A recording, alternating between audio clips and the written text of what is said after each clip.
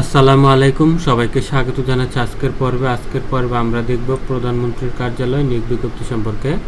বিজ্ঞপ্তির তারিখ 12ই মে 2024। তো বাংলাদেশ বিনিয়োগ উন্নয়ন কর্তৃপক্ষ প্রধানমন্ত্রীর কার্যালয়ের অধীনে নিয়োগ বিজ্ঞপ্তি প্রকাশ করা হয়েছে। এখানে সকল জেলার মানুষ আবেদন করতে পারবেন, নারী পুরুষ সবাই আবেদন করতে পারবেন। বিস্তারিত দেখতে থাকুন।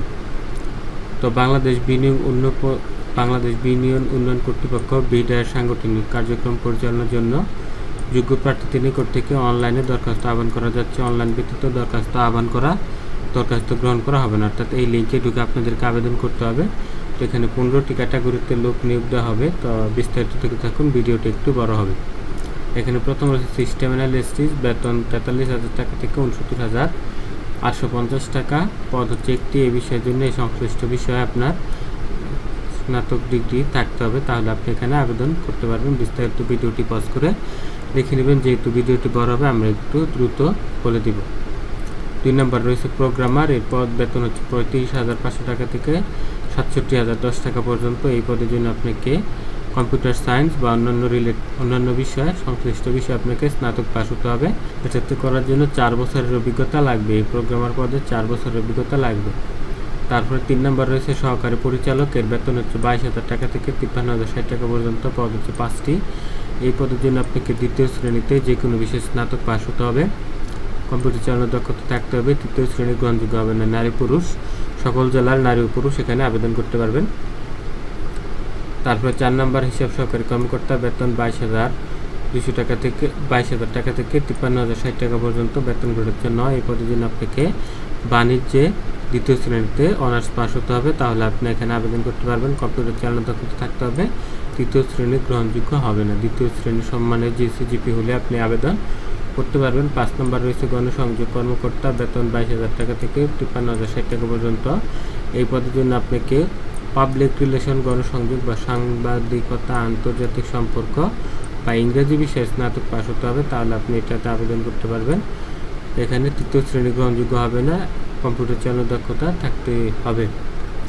তারপর হচ্ছে 6 নম্বর সহকারী প্রোগ্রামার। পদ হচ্ছে একটি। বেতন নবম গ্রেডে 22,000 টাকা থেকে 53,060 টাকা পর্যন্ত। এই পদের জন্য আপনাকে computer science and engineering, computer and electrical engineering, information communication technology এই বিষয়গুলোতে আপনাকে অনার্স পাস হতে হবে, সম্মানের সিজিপিএ থাকতে হবে, তাহলে আপনি আবেদন করতে পারবেন।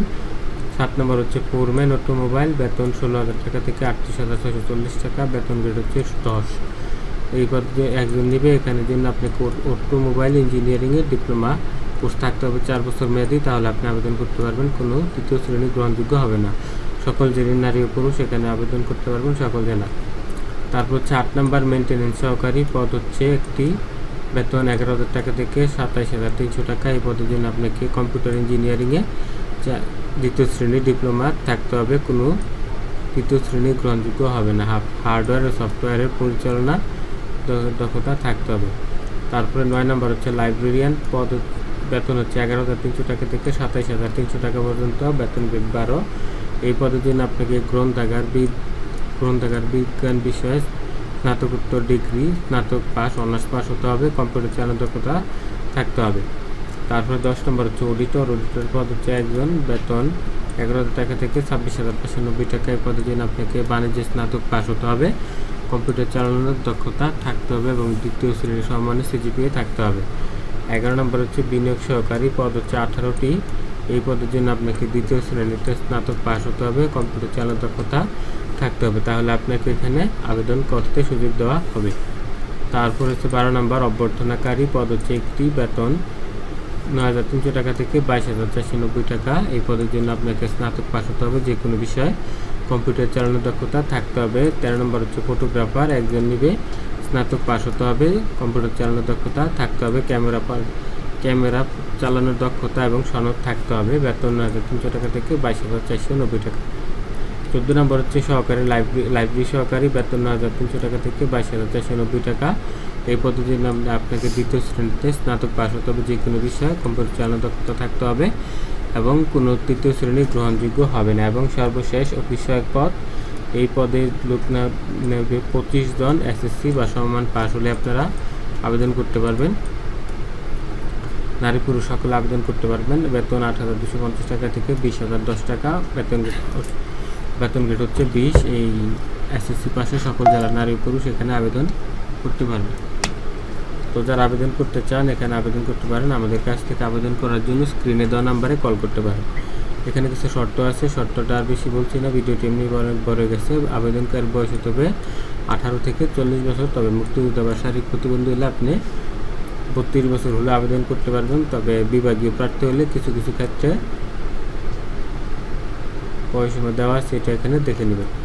তারপর এখানে আবেদনের লিঙ্কটা দেওয়া আছে। আবেদনের লিঙ্ক হচ্ছে এটা bida.teletek.com.bd। এই লিঙ্কে ঢুকে আপনাদেরকে আবেদন করতে হবে। আবেদন শুরু হয়েছে 20 মে সকাল 10টা থেকে আবেদন শুরু হয়েছে। আবেদনের শেষ তারিখ হচ্ছে 4 জুলাই। জুলাই মাসের 4 তারিখ পর্যন্ত আপনারা আবেদন করতে পারবেন। ছবি হবে 339 পিক্সেল, স্বাক্ষর হবে 379 পিক্সেল। তাহলে আপনারা এখানে আবেদন করতে পারবেন। এখানে আরও কিছু শর্ত আছে, আপনারা সার্কুলারটি ডাউনলোড করে বিস্তারিত জেনে নিতে পারেন। আর আবেদন করতে কোনো সমস্যা হলে টেলিটক থেকে 121-এ কল করে বিস্তারিত জেনে নিতে পারেন। তো আজকের ভিডিওটি এখানে শেষ করছি, দেখা হবে আগামী পর্বে। সেই পর্যন্ত সবাই ভালো থাকবেন। আল্লাহ হাফেজ।